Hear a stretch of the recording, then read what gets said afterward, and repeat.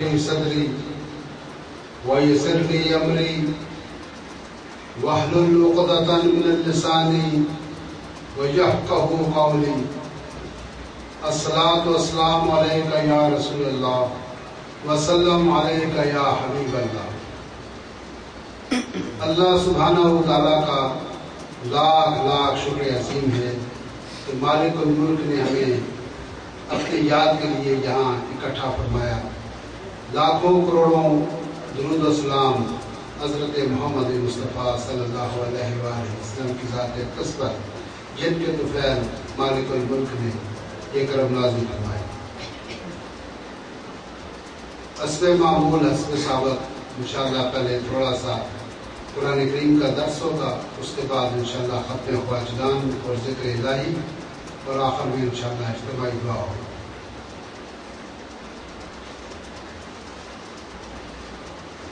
اللہ سبحانہ وتعالیٰ کا فرمان ہے اعوذ باللہ من الشیطان الرجیم بسم اللہ الرحمن الرحیم یا ایہا الناس اعبدوا ربکم الذی خلقکم والذین من قبلکم لعلکم تتقون الذی جعل لکم الارض فراشا والسماء بناء وأنزل من السماء ماء فأخرج به من الثمرات رزقا لكم فلا تجعلوا لله أندادا وأنتم تعلمون.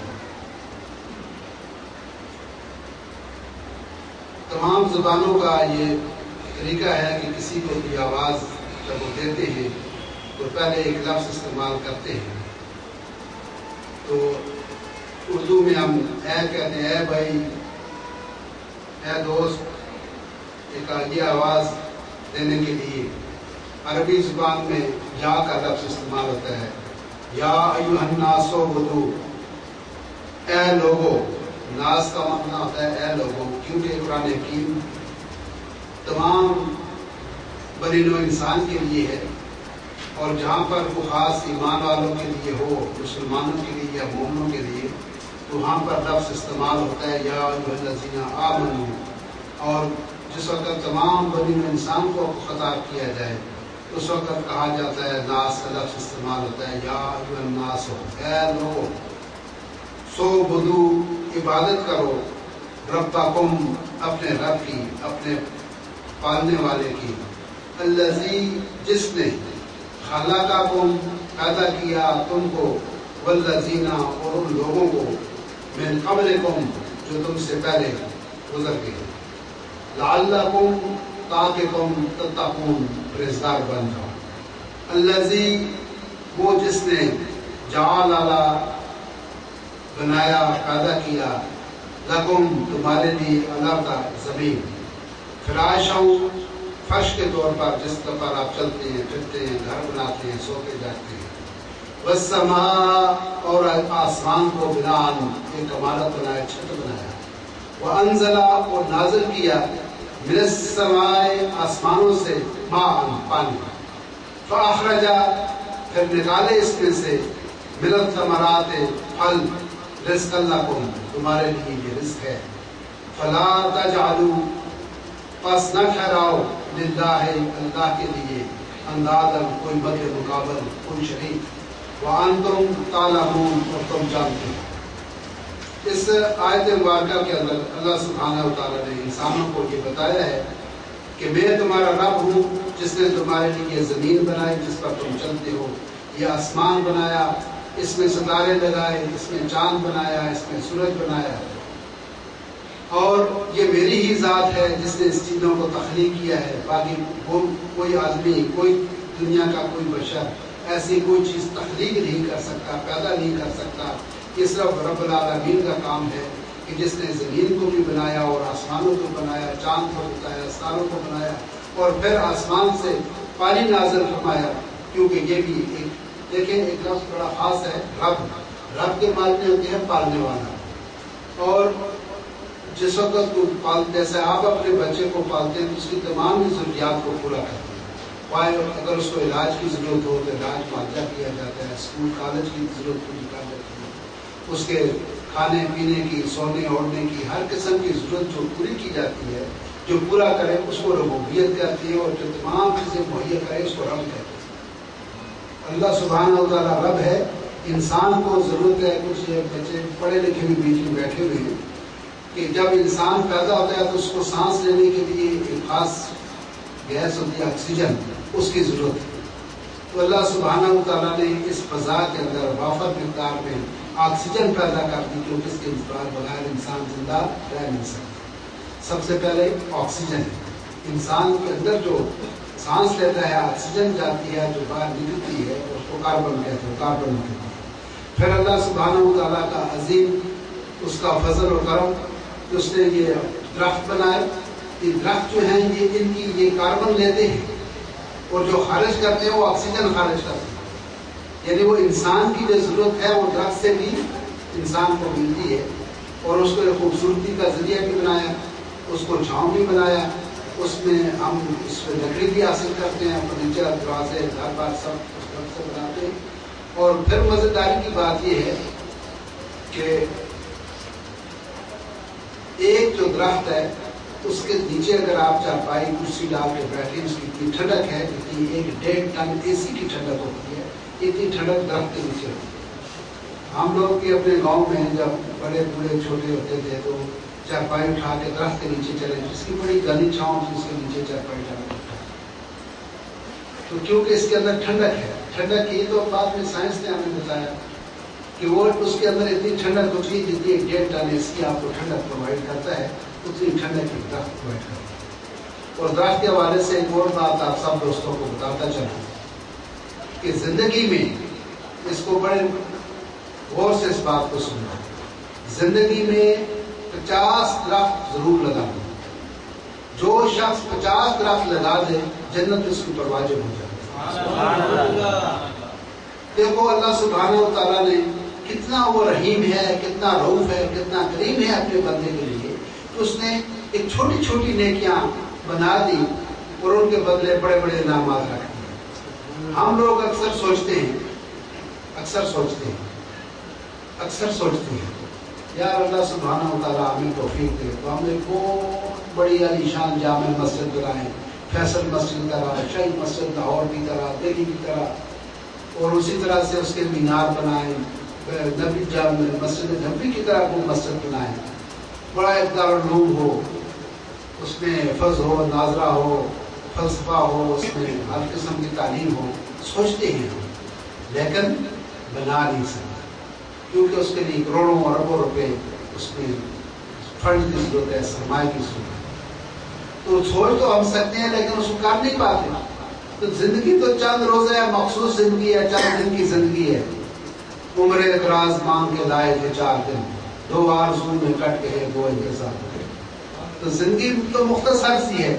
تو بچوں کو ایک کام کیا کریں آپ، یہ بڑا نکتے کی بات آپ کو بتا رہا ہوں، ایک کام کیا کریں کہ چھوٹی چھوٹی نیکیاں کر دیا کریں، چھوٹی چھوٹی۔ مسجد میں بلب لگا دیں، وہاں جا کے ٹوٹی لگوا دیں، کچھ نہ ہو تو مسجد کی صفائی کر دیں، کوئی ایک مسئلہ بچھا دیں، ایک قرآن پاک جا کے رکھ دیں، ایک سپارہ جا کے رکھ دیں۔ وہ مسجد کا نام نہیں بنا سکتے لیکن ایک سپارہ تو الف لام میم کا جا کے رکھ سکتے ہیں، وہی رکھا ہو۔ ایک ٹوٹی 20-25 روپے کی پلاسٹک کی جا کے لگا دو۔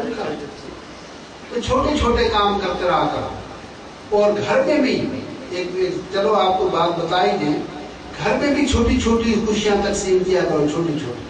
جیسے ہم مسجدوں کے بارے میں سوچتے ہیں، اللہ کے گھر کے لیے سوچتے ہیں، یار یہ جیسے عیدی کی ایمبولینسیں ایسی ہماری جو ہیں، جیسے ایک صاحب برلی کرتا ہے ایسے ہم کریں، ایسا دیکھے نا خربوزہ دیکھ کو دیکھ رنگ پکڑتا ہے، وہ ہمارا بھی جی چاہتا ہے کہ ہم بھی ایسے کریں۔ جب ہمارے پاس اتنے ذرائع، وسائل، آلات، واقعات ایسے نہیں ہیں تو پھر چھوٹی چھوٹی نیکیوں کو آپ سے جانے دیں، وہ تو ہم کریں۔ بات آئی سمجھ؟ لہٰذا اسی طرح سے گھر والوں کے لیے بھی ہم بہت کچھ سوچتے ہیں، گھر والوں کے لیے بھی بہت کچھ سوچتے ہیں۔ جیسے مسجد کے لیے سوچتے، بچہ بیٹھ جاؤ آرام سے، جیسے مسجد ادھر بٹھاؤ بابا جی کو، تو جیسے ہم مسجد کے لیے سوچتے ہیں اس طرح گھر والوں بھی بڑی بڑی سوچتے ہیں، وہ بڑی بڑی ہم سے جیسے مسجد نہیں بن سکتی عظیم الشان، اس طرح سے گھر والوں کے لیے عظیم الشان محل نہیں بنا سکتے۔ تو پھر کیا کرنا چاہیے؟ جیسے مسجد میں جا کے چھوٹا سا کام کرائیں اپنی استطاعت کے مطابق، ٹوٹی لگائیں، قرآن شریف رکھ دیں، مسلح کو بچھا دیں، کوئی جھاڑو جا کے رکھ دیں، وہ بھی صفائی کے کام آتا ہے، کچھ نہ کچھ جا کے جو آپ کی توفیق ہے اس کے مطابق کر دیں۔ تو گھر والوں کو بھی بڑی بڑی عمارتیں سوچنے کی بجائے، بڑے بڑے وہ محل بنانے کی بجائے چھوٹی چھوٹی خوشیاں دے دیا کریں۔ اگر آپ کی وائف ہے اس کے لیے راستے میں جاتے ہوئے کوئی کون مہندی لے گیا، کوئی یہ آرٹیفیشل جھمکے وغیرہ ملتے ہیں تار بازار وغیرہ میں، وہ لے گیا، چھوٹی چھوٹی چیزیں۔ تو بچوں کے لیے 2-4 ٹافیاں جیب میں ڈالیں، یہ تو بچوں کو KFC میں آپ ویکینڈ پہ کھانا نہیں کھلا سکتے، یا ان کو بھی گھمانے آپ CBU نہیں لے جا سکتے، 2 ٹافیاں تو دے سکتے ہیں۔ وہ چھوٹی چھوٹی خوشیاں دے دیا کریں تو گھر کے اندر بڑا خوشگوار ماحول بنا رہے گا، چھوٹی چھوٹی خوشیاں تقسیم کرتے رہا۔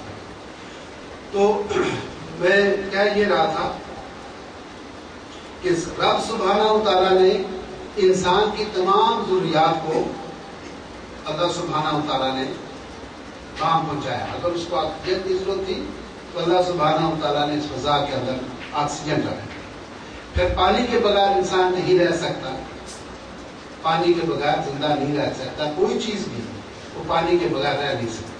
لہٰذا اللہ سبحانہ و تعالیٰ نے وافر مقدار میں پانی آسمانوں سے بھی نازل کیا، دریاؤں میں بھی، کنویں، چشمے، نہریں، ہر طرف سے پانی پانی۔ اتنا وہ سائنسدانوں کو اتنا بتا دیا کہ جو آپ کا سمندر کا بے شمار پانی ہے اس کو بھی وہ ڈسٹل واٹر، اس کو ڈسٹلائز کر سکتے ہیں، اس کا بھی پینے کے قابل اس کو بھی بنایا جا سکتا ہے سمندر کے پانی کو۔ تو اللہ سبحانہ و تعالیٰ نے زمین کے اندر جہاں آپ کو کھودیں وہیں پانی نکل آتا ہے۔ پورے پنجاب میں اکثر جگہوں پر گھروں میں پانی کی تکلیف نہیں ہے، کنواں کھود دیتے ہیں، اوپر پمپ لگا لیتے ہیں یا مشین لگا لیتے ہیں، پانی پانی۔ تو پانی کی ضرورت تھی، اللہ نے پورا مہیا فرما دیا۔ کھانے کی ضرورت تھی تو اللہ سبحانہ و تعالیٰ نے گیہوں، اچھا گیہوں کے حساب سے اور بھی بڑی بڑی یہ خاص باتیں ہوتی ہیں، یا یہ بات آپ توجہ سے سنا کریں۔ جیسے آپ دیکھتے ہیں اس دنیا میں لوگ ہر چیز کو اپنے پاس ذخیرہ کر کے رکھتے ہیں، پیسہ ہے تو نکالتے نہیں، بینکوں میں رکھتے ہیں، سونے میں رکھتے ہیں، فارن کرنسی میں رکھ دیتے ہیں، لیکن وہ دیتے کسی کو نہیں۔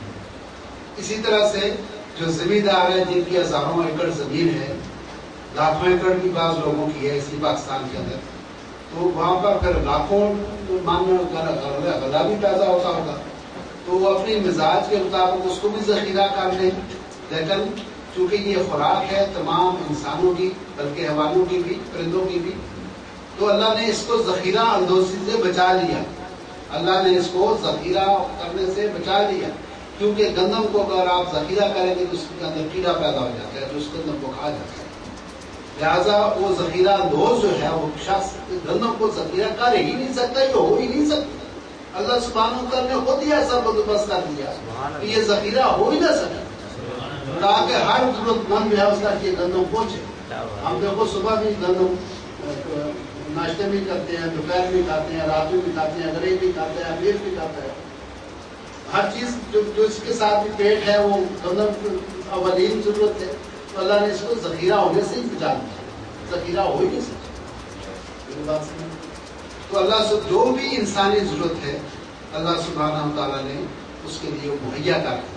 اگر ایک انسان بیمار ہوتا ہے اس کے لیے انجیکشن، ٹیبلیٹ، دوائیاں یہ بھی اسی زمین کے اوپر ہوتی ہیں۔ تو ایک دفعہ میں سن رہا تھا ایک پروگرام BBC لندن سے، تو ایک وہ اسی دعاؤں کی دوائیاں جو میڈیسنز کے حوالے سے وہ پروگرام تھا، تو ایک فوج ہوتی ہے اور وہ جا رہے ہوتے ہیں کہیں کسی مارکیٹ، کسی مشن کے اوپر، تو راستے میں ایک آدمی جو سپاہی تھا اس کو بڑا شدید بخار تھا، وہ اتنا بیمار ہوا کہ چلنے پھرنے کے قابل وہ نہیں تھا۔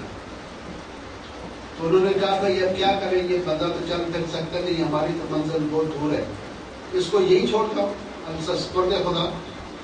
تو ایک حوض تھا، اس حوض کے کنارے اس سپاہی کو چھوڑ دیا زندہ ہے، اور باقی آرمی جو تھی پلٹن وہ پوچھ کر گئی۔ تو انہوں نے سمجھا بس یہ گھنٹہ 2 گھنٹے 6 گھنٹے 10 گھنٹے زندہ رہے گا، خود ہی مر جائے گا، یہاں پڑا ہوا ہے اس کے کنارے چین کا وہ کھا جائیں گے، اس کو اللہ فیصلہ کیا اپنی مان لیں۔ تو آگے جا کر انہوں نے ایک جگہ پراؤڈ کیا، کیمپ لگایا وہاں پر، تو دیکھا کہ 4-5 دن کے بعد وہ جو بیمار تھا وہ وہاں کیمپ کے اندر پہنچ گیا، نئی جگہ پر۔ یہ بڑی دلچسپ بات ہے، وہ پہنچ گیا، وہ سپاہی جو اس کے ساتھی تھے وہ سب بھاگنے لگے کہ اس کی روح آ گئی ہے، ڈر کے سارے، تو بھگدڑ مچ گئی، کون جی وہ سپاہی فلان جی آ گیا ہے جی، اس کی شکل میں کوئی روح اس کی آ گئی ہے، کوئی شیطان آ گیا، پتہ نہیں کیا ہو گیا۔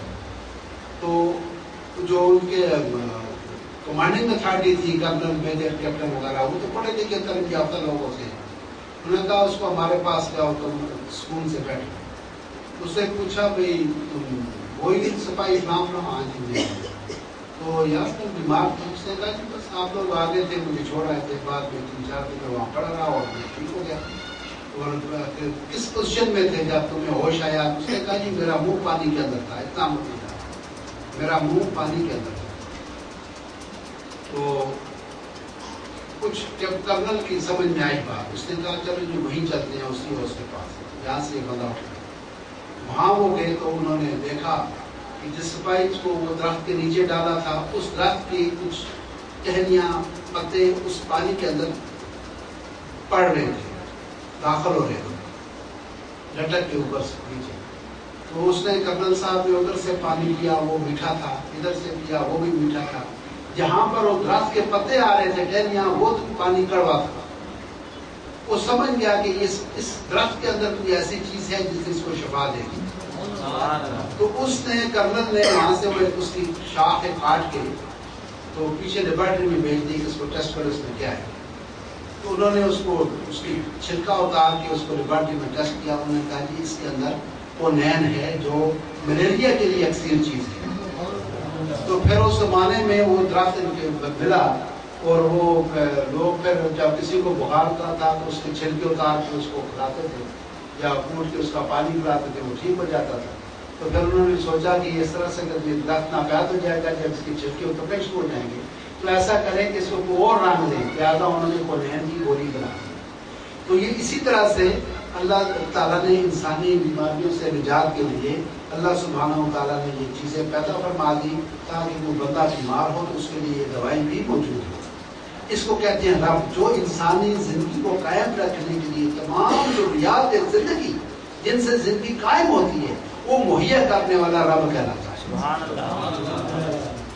تو وہ اچھا وہ رب جو ہے بنی انسان کے لیے نا، کیونکہ وہ جو امریکہ میں ہیں، جو کینیڈا میں ہیں، ہندوستان میں، انڈیا میں ہیں، جو اللہ کو مانتے ہیں یا نہیں مانتے، چائنا میں ہیں یا روس میں ہیں، لیکن ہیں تو بنی آدم ہو، تو اس لیے اللہ نے ان کو مخاطب کیا یا ایھا الناس۔ اس ناس کے اندر چائنا، رشیا، کینیڈا، پورا عرص کا بسنے والے تمام انسان اس کے اندر آ جاتے ہیں۔ اور پھر وہ جب ناس ہے تو ربوبیت رب بھی وہ سارے ناس ہے، اور رب العالمین ہے وہ۔ جب ہم شروع میں پڑھتے ہیں الحمدللہ، تمام تعریفیں واسطے اللہ سبحانہ و تعالیٰ کے لیے ہیں۔ رب العالمین جو پالنہار ہے، جو ربوبیت فرماتا ہے تمام جہانوں سب کی ربوبیت فرماتا ہے۔ اس میں بھی اس آیت مبارکہ میں بھی اللہ سبحانہ و تعالیٰ نے ایسے ہی مخاطب کیا کہ یا ایھا الناس، اے لوگو عبادت کرو ربکم، اپنے رب کی، جس تم نے یہ کھانے کے لیے دیتا ہے، پینے کے لیے دیتا ہے، زندگی دیتا ہے، موت دیتا ہے، عزت دیتا ہے، ذلت دیتا ہے، شفا دیتا ہے، زندگی دیتا ہے، تمہاری زندگی کو قائم کرنے کے لیے ہر چیز تم کو مہیا کرتا ہے۔